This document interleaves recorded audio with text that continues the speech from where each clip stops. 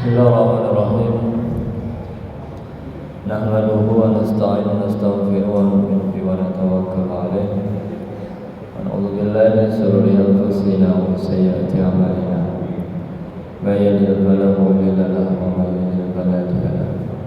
Asyhadu an la ilaha illallah wa asyhadu anna Muhammadan rasulullah sallallahu alaihi wa sallam. Muhammad Rabbi shrah li sadri wa yassir li amri wa hlul 'uqdatam min lisani yafqahu qawli. Bismillahirrahmanirrahim. Kita melanjutkan ayat pada surat Al-Anfal, ayat ke-16, mengenai larangan di dalam perang.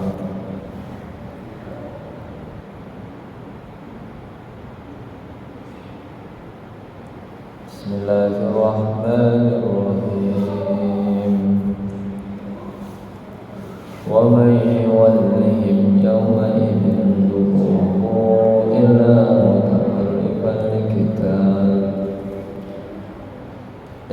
mutaharrifan liqital aw mutahayyizan ila fi'atin faqad ba'a bi ghadabin min Allah wa ma'wahu jahannam wa bi'sal masir. Bismillahirrahmanirrahim. Pada ayat 16 surat Al-Anfal, yaitu larangan lari ke belakang ketika perang, yang artinya wa may yuwallihim, barang siapa yang mundur pada yauma idzin, pada suatu itu, membelakangi musuh, illa, kecuali mutaharrifan, berbelok untuk membuat strategi atau siasat, digital untuk perang, atau mutahayyizan, atau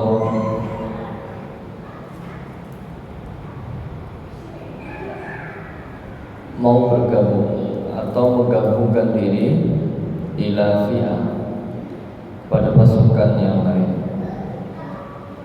Faqad ba'a bi ghadabin min Allah, maka sungguh dia kembali dengan membawa kemurkaan Allah. Wa ma'wahu jahannam, dan tempatnya adalah jahannam. Wa bi'sal masir, seburuk-buruk tempat kembali. Para jamaah yang dirahmati Allah, puji syukur kehadirat Allah, masih diberi kesempatan oleh Allah SWT, yang mana kesempatan ini Allah SWT tidak turunkan, Allah tidak berikan, melainkan hanya hamba yang dipilih di sisi Allah SWT, yakni dengan menjalankan perintah-perintahnya dan menjauhi larangannya, dengan sholat berjamaah sesuai dengan sunnah baginda Rasulullah SAW. Maka kita ucapkan alhamdulillahirabbil alamin. Tidak lupa kita sholawat dan salam kepada Nabi besar Muhammad sallallahu alaihi Muhammad. Qaulina Allahumma sholli ala sayyidina Muhammad. Semoga kita mendapatkan syafaat di hari kiamat nanti. Amin ya rabbal alamin.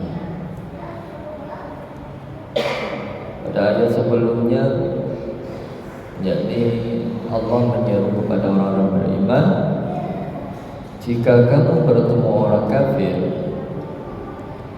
zahfa fala tuwalluhumul adbar.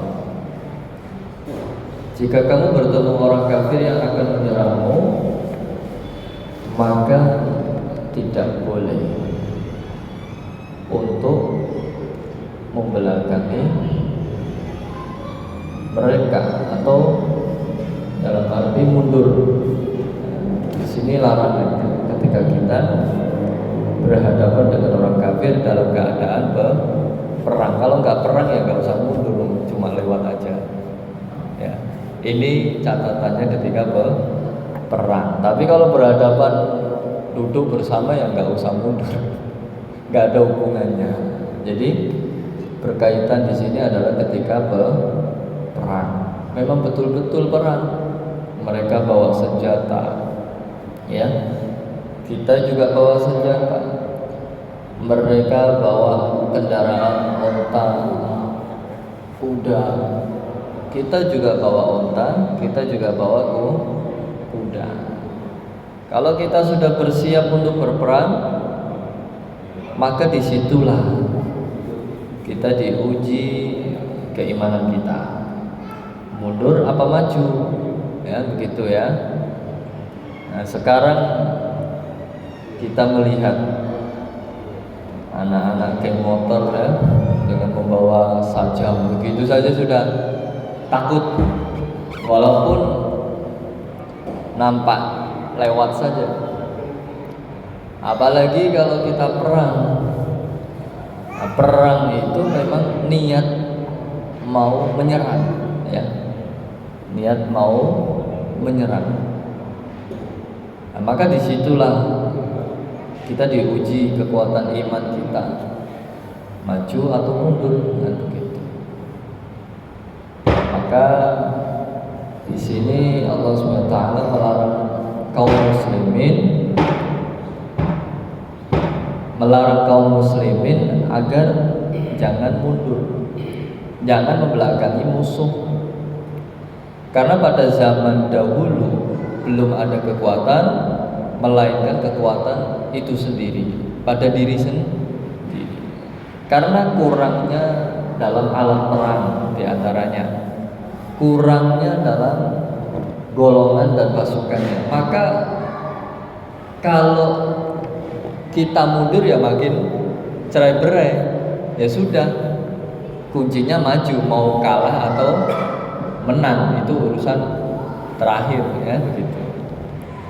Nah, maka dari beberapa kaum muslimin juga dulu sempat ya pada perang Hunain, pada perang Badar, sebagian ada yang mundur. Ya, banyak perang-perang yang mana beberapa kaum muslimin ini menyerah untuk mundur. Ada yang mundur, ada yang lari, ya. Sebetulnya ini tidak boleh, ya, tidak diizinkan oleh Allah SWT, karena memang dakwahnya orang dulu memang begitu, ya, memang harus menampakkan kekuatan sehingga bisa menaklukkan orang kafir. Kalau kita tidak menampakkan dengan jihad, ya, dengan senjata tersebut, maka tidak ada kekuatan nanti, ya, seperti itu. Kemudian ayat berikutnya, wa may yuwallihim yawma idzin duburahu illa mutaharrifa. Tapi di sini ada dalam kurung, kalau kamu mundurnya atau membelakangi musuh karena ingin bergabung dengan kawanmu, berkumpul supaya banyak gitu ya.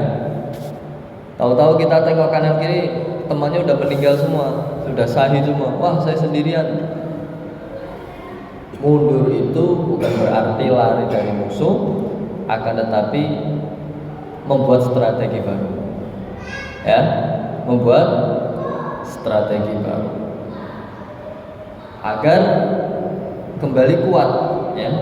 Nah, itu tidak apa-apa, tidak mengapa. Kalau kita ini untuk apa tujuannya?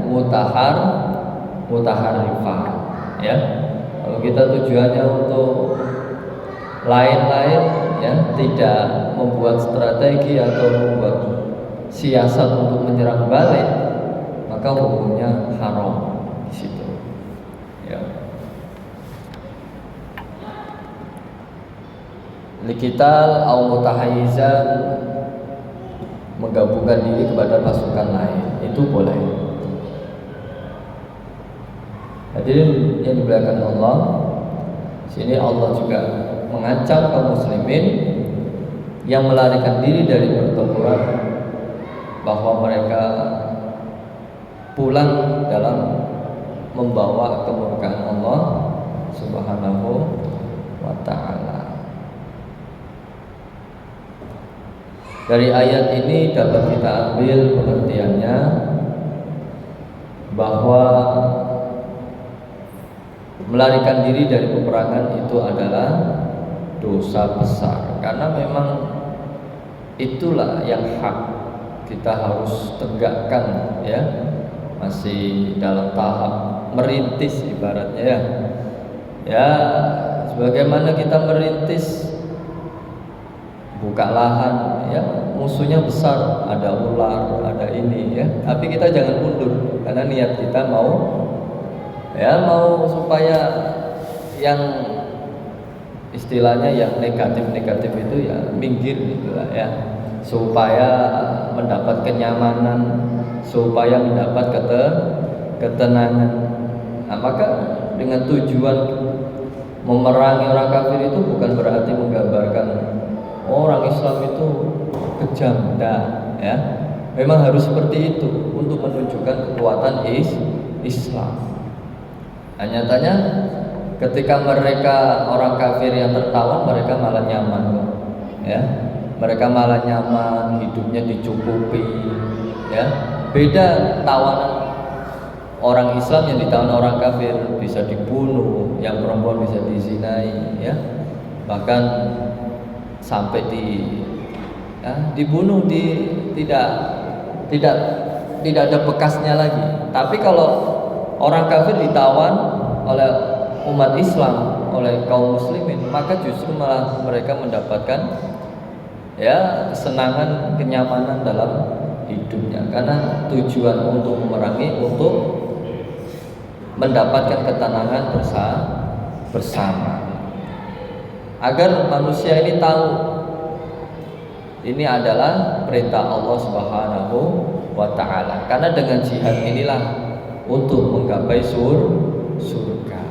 Kalau kita dalam perang, ya, kita perang, ya udah, kalau mati ya berarti surga, gitu loh. Nah, termasuk, ya, dalam akhirat, ketika di akhirat, ya, arwahnya orang-orang syuhada, maka dia arwahnya seperti apa? Laron yang berterbangan, bebas, Pak. Arwahnya orang-orang, ya, ahli syuhada yang mati dalam perang itu bebas, mau pergi kemana-mana, ya, mau terbang ke sana, terbang ke sini, bebas, diberi kebebasan oleh Allah Subhanahu wa ta'ala. Maka itu bentuk, ya, terima kasihnya Allah. Nah, sebetulnya, nah, kalau yang arwah lain nggak bisa seperti itu.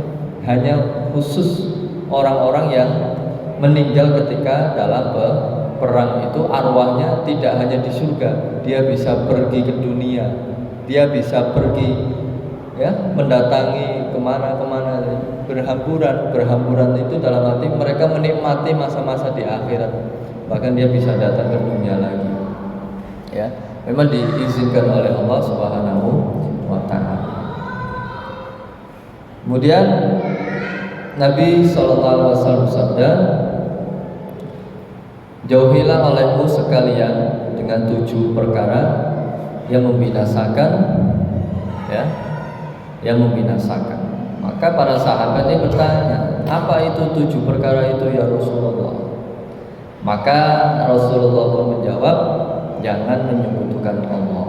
Nah, ini, ya, diantaranya yang bisa membinasakan diri kita. Yang pertama adalah apa? Menyekutukan Allah. Nah, maka patut orang kafir itu diperangi, itu patut, karena bahayanya untuk mereka sendiri. Kalau mereka berterusan tidak diperangi, didiamin saja misalnya, ya, misalnya ada orang ahli maksiat, didiamkan saja, nah, nanti yang kasihan dia, ya. Artinya kita dakwah kepada mereka. Nah, maksud bentuk jihad itu begitu. Yang masih dalam bergelimang maksiat, ya, yang masih, ya, merasakan jauh dari Allah, maka bentuk jihad kita datang silaturahmi, ajak mereka kembali kepada Allah. Maka inilah di antara ya perintah jihad itu ya supaya manusia itu tidak menyekutukan Allah. Karena kalau dia menyekutukan Allah, artinya dia menyembah selain Allah, ya sudah. Ini akan menjadi masalah yang berkepanjangan sehingga dia ketika mati pun di neraka selama-lamanya. Nah, maka inilah ya perintah daripada perang diantaranya untuk menumpas orang-orang yang menyekutukan Allah. Kalau mereka bisa diajak tobat untuk masuk Islam, ya alhamdulillah ya. Memang tujuannya untuk menjaga mereka, menyelamatkan mereka. Kemudian yang kedua yaitu bermain sihir, ya, sihir, magic, ya, sihir. Nah, ini nggak boleh. Sihir itu nggak boleh, karena itu memang dibantu oleh setan, oleh jin. Ya. Kalau berani ada orang yang main sihir, Bapak baca ayat kursi yang lantang, ya, baca ayat-ayat panas, nanti sihirnya gagal. Ya.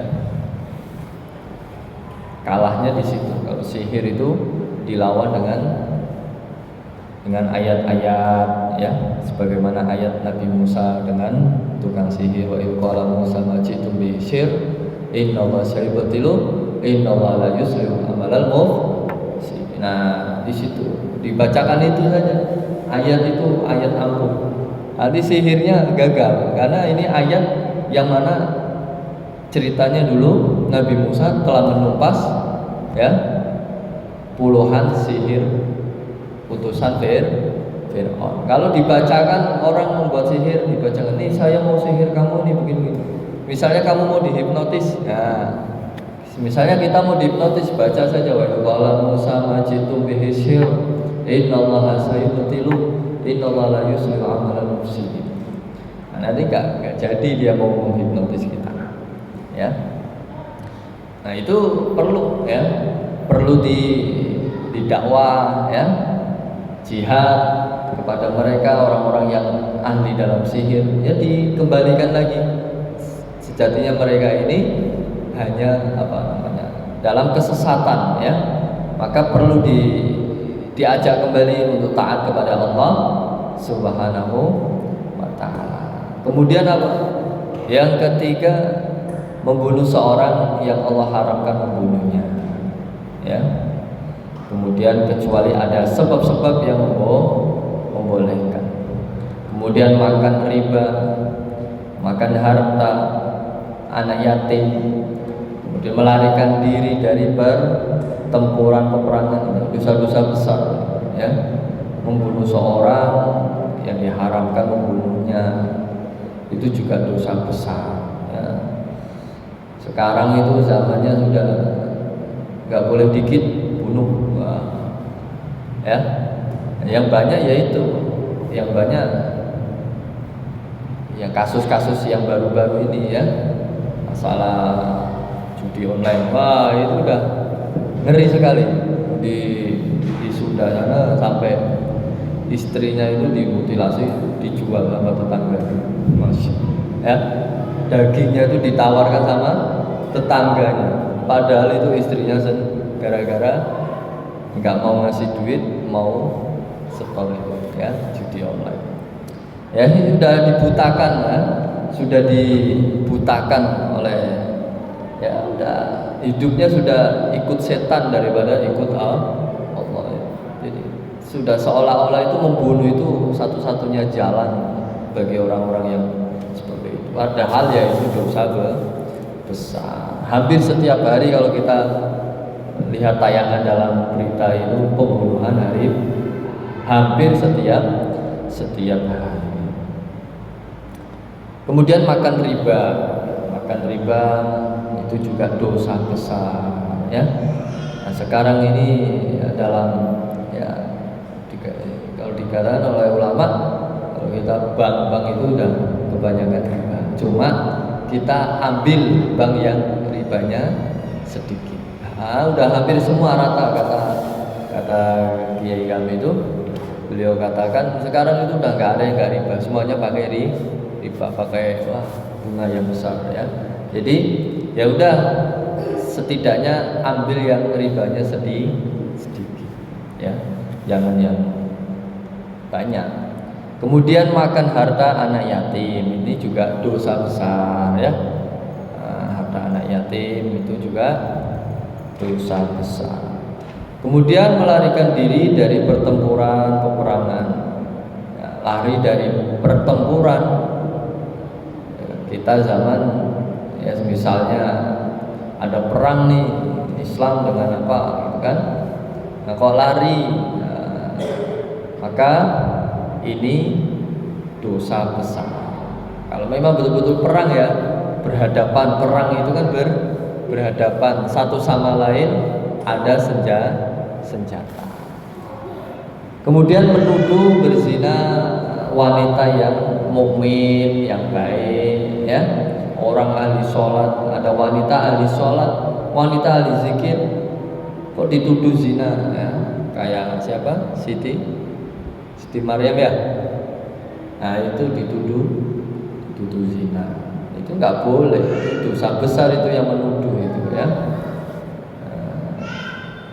Di sini Allah SWT menjelaskan beberapa pengecualian dari membelakangi musuh itu atau melarikan diri, yaitu apabila kaum muslimin pada saat perang terjadi kemudian dia mundur untuk mengatur siasat seperti mencari posisi yang lebih menguntungkan atau bisa ya untuk membela pasukannya itu boleh ya. Intinya kalau larinya lari cuma-cuma untuk menyelamatkan diri itu nggak boleh, itu dosa besar ya. Hadirin yang dimuliakan Allah SWT, inilah satu ayat dari Allah SWT mengenai tentang perang. Jika seorang mundur dari medan perang maka hukumnya haram dan dosa besar. Kita tutup kafaratul majlis. Subhanallah bihamdihi, subhanaka asyhadu an la ilaha illa anta, astaghfiruka wa atubu ilaik. Assalamualaikum warahmatullahi wabarakatuh.